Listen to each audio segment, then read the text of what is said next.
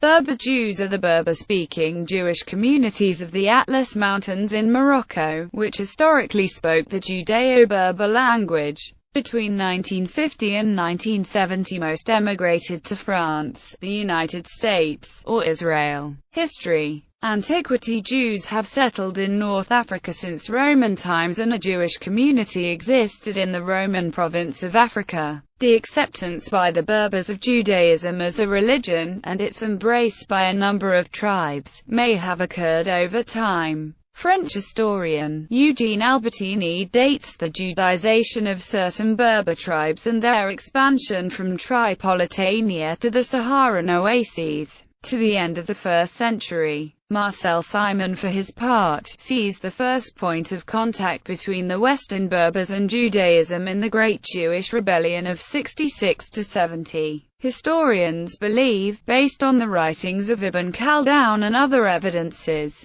that some or all of the ancient Judaized Berber tribes later adopted Christianity and afterwards Islam, and it's not clear if they are a part of the ancestry of contemporary Berber-speaking Jews. Islamic period. The most likely explanation is that Jewish communities settled in the Atlas Mountain descend from Jews fleeing the persecutions during the Almohads. This hypothesis is reinforced by the pogroms which happened in Fez, Meknes and Taza in the late 15th century, and which would have brought another wave of Jews, including amongst them Spanish Jewish-descended families such as the Perettes, and this wave would have even reached the Sahara with Fagig and Arachidia. Some claim the female Berber military leader, Dihaya, was a Berber Jew, though she is remembered in the oral tradition of some North African communities as oppressive leader for the Jews, and other sources claim her to be Christian. She is said to have aroused the Berbers in the Ouris in the eastern spurs of the Atlas Mountains in modern-day Algeria to a last, although fruitless, resistance to the Arab general Hassan ibn Numan. After the Arab-Israeli War. Following the 1948 Arab-Israeli War, the tensions between the indigenous Jewish communities and the indigenous Muslim communities increased.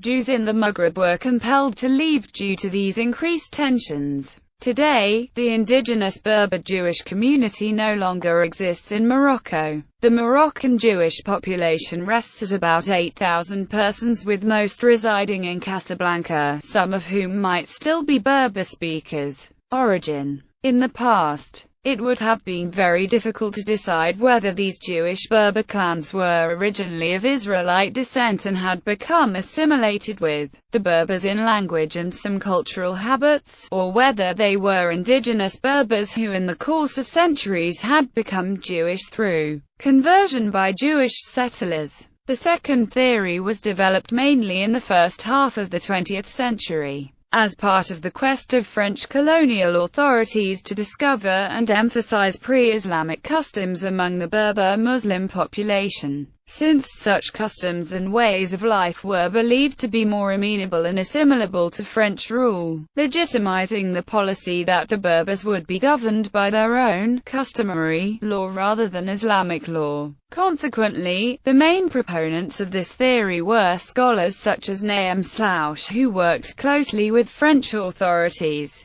Other scholars such as André Goldenberg and Simon Eliacute Vy also favored it. Franz Boas wrote in 1923 that a comparison of the Jews of North Africa with those of Western Europe and those of Russia shows very clearly that in every single instance we have a marked assimilation between the Jews and the people among whom they live, and that the Jews of North Africa are, in essential traits, North Africans. Chaim Hirschberg, a major historian of North African Jewry, questioned the theory of massive Judaization of the Berbers in an article named "The Problem of the Judaized Berbers." One of the points Hirschberg raised in his article was that Ibn Khaldun, the source of the Judaized Berbers theory, wrote only that few tribes might have been Judaized in ancient times, and stated that in the Roman period the same tribes were Christianized. The theory of a massive Judaization of the Berber population was also called into question by a recent study on the mtDNA. The study carried out by Bahar et al. that analyzed small samples of North African Jews, Morocco, Tunisia, indicates that Jews from North Africa lack typically North African HGM1 and U6 mtDNAs. Hence, according to the authors, the lack of U6 and M1 chromosomes among the North Africans renders the possibility of significant admixture, as between the local Arab and Berber populations with Jews, unlikely.